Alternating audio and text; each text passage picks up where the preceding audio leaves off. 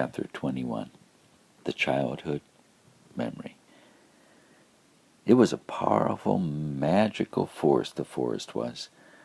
Bran first felt the hypnotic strength of it when he was just a little boy. It was when he was small, just learning to walk. His mother was carrying him in her arms through a thick of groves of redwoods. It was a winter morning. The snowflakes were just beginning to fall around them. They came to the edge of the tree line that opened into the meadow clearing that was divided by a flowing, babbling stream. His mother stopped abruptly and froze. They both saw it at the same time. Everywhere on the meadow grass lay carcasses of deer, beaver, and elk, all just laying sprawled out in every direction, rotting. Each beautiful animal had been stripped of their fur and left randomly scattered on the grass. Their naked bodies were exposed to the cold. Bran and his mother had stumbled into the white man's hunting camp. It was abandoned. They had no choice. They had to cross through it to reach the forest path on the other side of the stream. His mother lifted her chin and proceeded to walk toward the stream. She kept her eyes leveled in the direction of the path to enter the forest ahead. He, however, rotated his head and his eyes wide in all directions as they passed through the center of the scattered bodies. As he looked at the carcasses, he saw something very strange.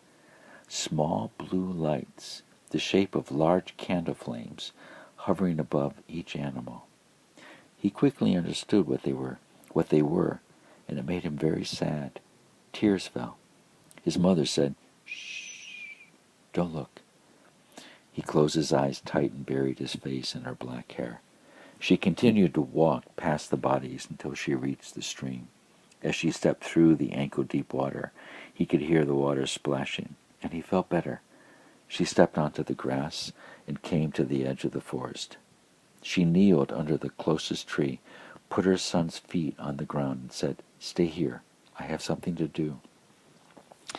She turned her head back toward the meadow, then looked back at him, kissed him on the forehead, got up, turned around, and walked back to the dead zone with steady steps. When she reached the center of all those lifeless bodies, she stopped, turned, and faced the stream. She stood very still. She sang. It was a song in her people's language. She was asking her grandparents and all their families of ancestors to come join her. Her voice was rich and deep, and the melody made him feel strong. She asked the ancestors to come and lift the spirits of these powerful animals from the cold ground and guide them to the heart of the earth. Her song words turned toward the animals. She thanked them for living such a good life and making the earth proud. She apologized that people had not said the prayer of thanksgiving to their spirits so that they would know that it was time for them to step back into their earth. She asked them to come to the light and let her people guide them home. That's when he saw them. White images from with the density of fog in the shape of men and women gathered, forming a circle around her. They were singing with her. A gold and white light formed a human circle around her.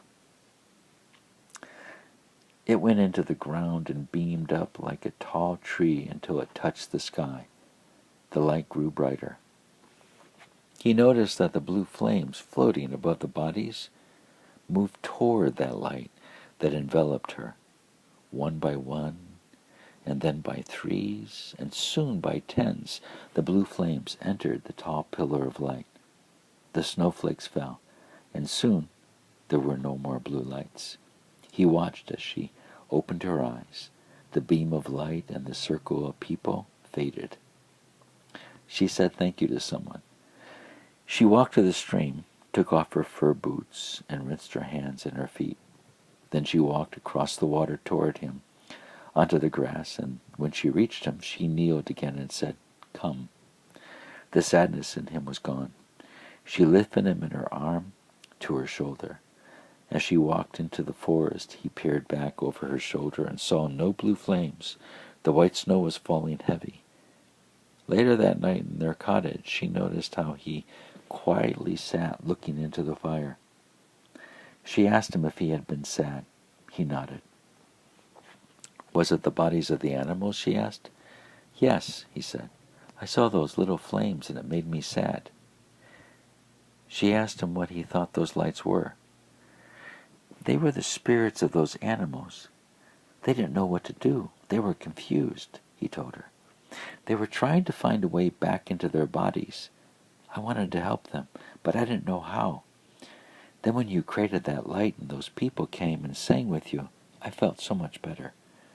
I saw those little blue flames enter the tree of light and I felt strong again.